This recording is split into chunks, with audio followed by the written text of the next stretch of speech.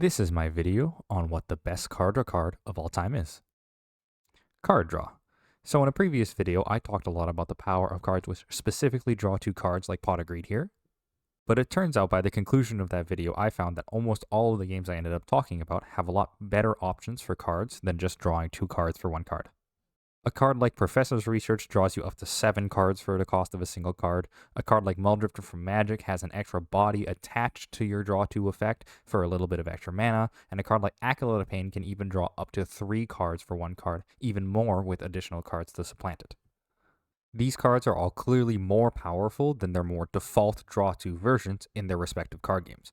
But my question for this video is, what is the absolute best version of card draw card you can get in each of these games? Starting off with Magic the Gathering, what is the strongest card draw card in all of Magic the Gathering? And the answer, I think, is pretty obvious. It's Ancestral Recall. Recall is super powerful. It's part of the Power 9, the 9 most powerful cards printed in the old days of Magic. It's super old, coming from the very first set of Magic the Gathering, and it's also banned absolutely everywhere in every single format because of its power level. This, however, sort of makes it irrelevant to talk about Ancestral Recall, as it's a card that you will almost never ever get to play with, as all of the legal formats are not allowed to play with Ancestral Recall. So what of the other formats where Ancestral Recall is banned? What are some of your best card draw options for different formats? In the modern format, the obvious answer right now is the recently banned the One Ring card, a card which draws you an absurd amount and also keeps you alive for one free turn when you cast it. In Standard, in terms of card draw, Deduce is currently seeing a lot of play as effectively 4 mana for drawing 2 cards. However, you can play it on your opponent's turn as an instant and split it up over 2 turns thanks to the Investigate keyword. And Legacy's staple that's been around for a long time is Brainstorm, a functional copy of Ancestral Recall with the caveat that you have to take 2 cards from your hand and put them on top of your deck after you cast Brainstorm. This effect combines really well with the large number of shuffle your deck effects present in Legacy, making it so that way you can help sculpt your hand while drawing an extra card at the same time. But the largest format that you want to talk about if you're talking about Magic card draw is definitely Commander.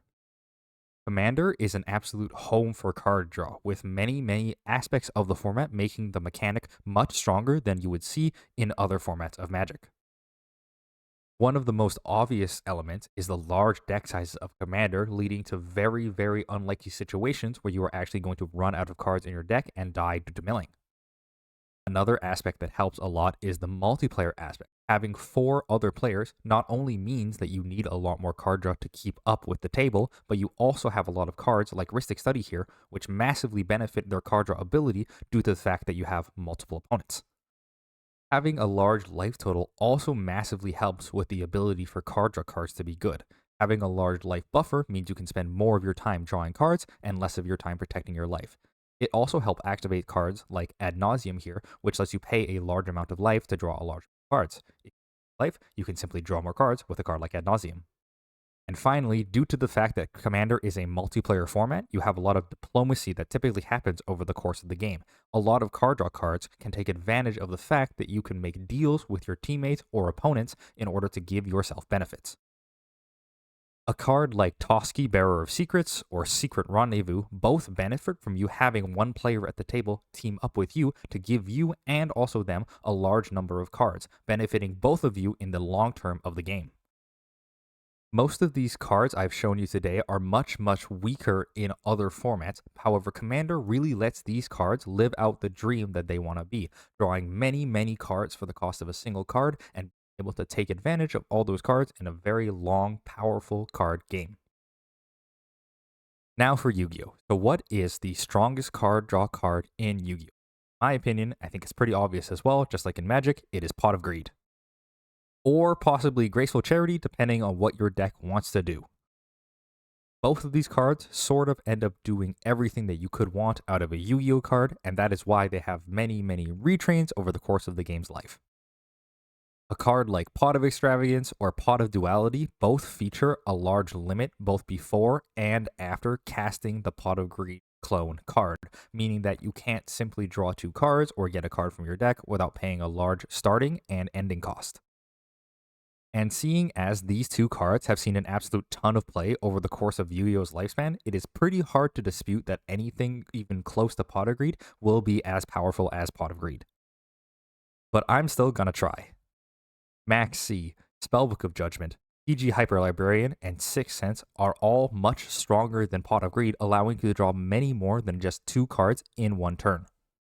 However, all of these cards feature one large limiter, something that stops them from being more powerful than Pot of Greed and keeps them balanced and playable in the game.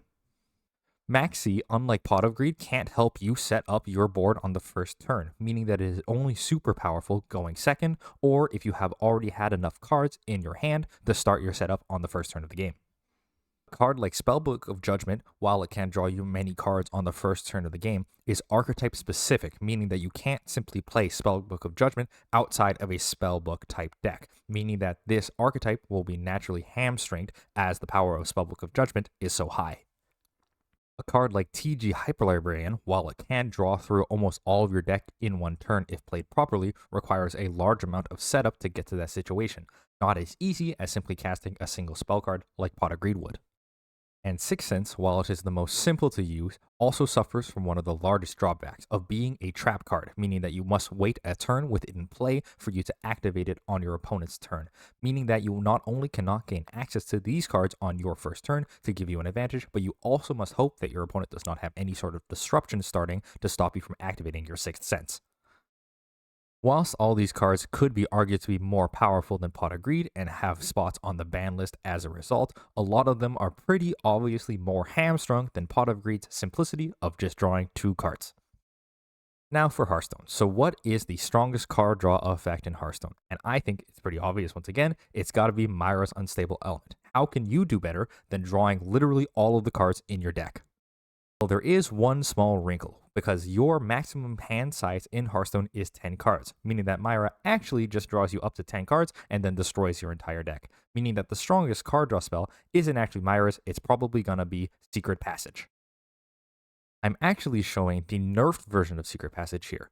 The original version of Secret Passage was 1 mana to draw 5 cards. Not only is it 1 mana for 5 cards, but it replaces your hand, meaning that if you have more than 5 or 6 cards in hand when you play Secret Passage, you will have those cards added back to your hand at the end of your turn.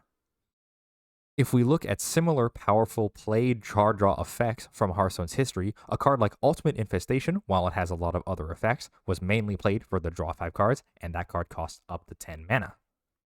A card currently seeing play right now, Mass Production, is 1 mana, but only draws you 2 cards and also deals 3 damage to your hero, meaning that you draw 3 less cards for the same mana cost of Mass Production.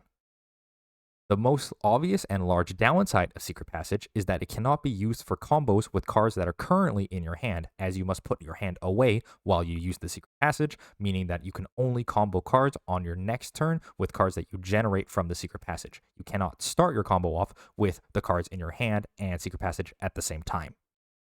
And these combo cards, in my opinion, highlight where the real best card draw card in Hearthstone actually lives. The card is Gaddison Auctioneer, or Field Contact if Field Contact was legal when you were playing it in Standard.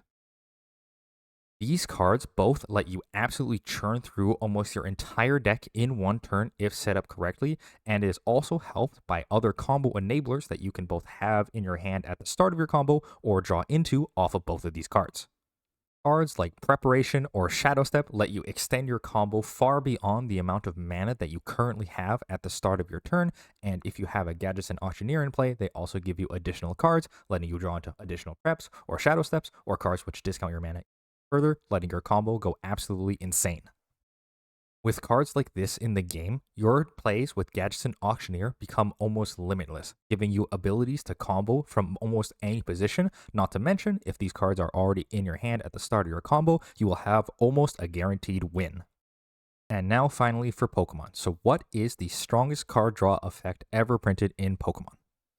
I think it's pretty obviously the pre-supporter version of a card like Professor Oak, or if you didn't want to discard cards, it would be the pre-printed version of Bill, extremely similar to Pot of Greed in its effect. These cards, both having effectively no condition as to how much you can use them on a turn, forced significant changes to the future of the game to make sure cards like this could still be printed and played with without completely breaking the game. Professor Oak got the supporter rule added onto him, meaning that you have to discard your hand and draw 7 cards, but you can only do it once per turn, taking up your valuable supporter slot. And a card like Bill got nerfed down to what we have now, which is effectively Trekking Shoes, which lets you only draw a single card. Also to mention, Pokemon is severely limited by its 1 attack per turn mechanic, meaning that even if you can draw a lot of cards in your turn, translating that into a large advantage is much more difficult than it would be in another card game like Yu-Gi-Oh! But so far, I've only talked about specific item card draw. What of non-item versions of card draw that have less of these limiters attached? And this is where Pokemon reveals a lot of the true power of its card draw, which is the card draw abilities that are attached to the Pokemon themselves. Pokemon like Shaymin EX or Uxie here both have the setup Poke Power, which allows you to draw up to 6 or 7 cards in your hand respectively when they are placed onto your bench. These cards are both usable multiple times on the first turn of the game, not to mention that they can also be comboed with cards which return these cards to your hand, letting you activate multiple setup abilities in a single turn, possibly drawing up to 8, 12, 15 cards in one turn with enough setup. These more bursty card draw effects naturally lead to other recursive card draw effects featured on Pokemon in the game. A card like Radiant Greninja is a card which sees a ton of play, as for just a basic Pokemon, it lets you discard an energy from your hand and then draw 2 cards, a super powerful effect to have every turn of the game. A card like Zoroark GX is a little bit more work, being a stage 1 Pokemon, however its trade ability lets you discard any card from your hand and draw that additional 2 cards. This ability, combined with its powerful attack of Riotous Beating and Trickster GX, allows you to both have a consistent draw outlet over the course of the game and a very powerful attacker to put up in your active slot, all in one card. Whilst this shows off the power of card draw in Pokemon and how prevalent it is to use both on your first turn or on subsequent turns of the game, it also shows the limitations, being that you can only attack once per turn, meaning that a Riotous Beating to deal about 140 damage can sometimes be your only option for actual damage during your turn. So now let's go over the greatest of all time card draw cards for each of the games and compare them against each other to see which one comes out on top. For Magic, you have Ancestral Recall, 1 mana for draw 3, a clearly broken effect that is banned in absolutely every format due to its prevalence. In Yu-Gi-Oh!, it's pretty clearly Pot of Greed, a super powerful card with no condition that lets you draw 2 cards. The only other competitor would be Graceful Charity, which could be better depending on your type of deck, although Pot of Greed, in my opinion, is stronger as it would slot into absolutely any deck you can think of. For Hearthstone, my pick would definitely be Gadgetzan Auctioneer. This card has not only been nerfed multiple times, however, it was both broken at the outset of the game in the earliest years and also broken more recently with more combo cards coming into the game. This card is an absolute nutcase and definitely is the strongest card draw card in Hearthstone. And for Pokemon, nothing really compares to Shaymin EX, even though Uxie ends up drawing 1 additional card with its setup ability. The amount of stuff that you could do with Shaymin EX after playing it down and setting up for massive payoffs with it is unmatched, meaning that Shaymin EX by far has the best draw card ability in the course of Pokemon's lifetime. But if you were to ask me which one of these is the absolute best card draw card of all time, I don't think the competition is relatively close. In my opinion, there is no better card draw card in any card game than original Pot of Greed in original Yu-Gi-Oh! The only exception could be Graceful Charity, also a super powerful card draw card in Yu-Gi-Oh! If your deck is very graveyard focused and would prefer to have the cards going to yard than going to your hand. If these cards were legal in Yu-Gi-Oh! Even today, every single deck would play the absolute max copies that they are allowed to play in their deck. These cards function as play extenders, as consistency boosters, and absolutely everything in between. They do absolutely everything, and there's nothing more that you can realistically ask out of a Yu-Gi-Oh! Card. This, however, is not only true in Yu-Gi-Oh! However, if you transplanted these exact cards into almost any other card game, they would serve the exact same function even outside of the combo-focused metagame of Yu-Gi-Oh! We can see this as recently as in Pokemontcg Pocket, where Professor's Research is an exact copy of Pot of Greed and is by far the strongest card in that card game as well. The fact that these cards have no cost associated with them is absolutely what breaks the effect. Having almost any advantage come out of effectively no cost is simply too strong and shows why Pot of Greed is such an iconic example of card draw in card games. It is interesting to see, however, that the moment you put almost any cost attached to your Pot of Greed effect, it becomes more balanced and able to be printed normally into the game. A card like Pot of Desires, even though it has the relatively low cost of banishing the top 10 cards of your deck and drawing 2 cards, it still has a large requirement associated with it that makes it much less broken and much more playable in a standard metagame than Pot of Greed.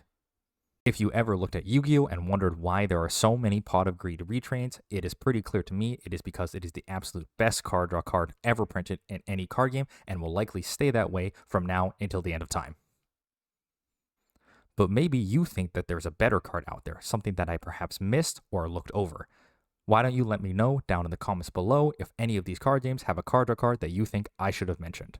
Also, feel free to tell me in the comments about other card games and other card draw effects in those card games. It's definitely possible that there are other more niche card games that I haven't heard about that have even more powerful draw effects than Pot of Greed. Remember to leave a like and subscribe if you want to see more content just like this coming from me, and thanks for watching my video. It's been an absolute pleasure going on this journey with you, and I'll see you all in the next video.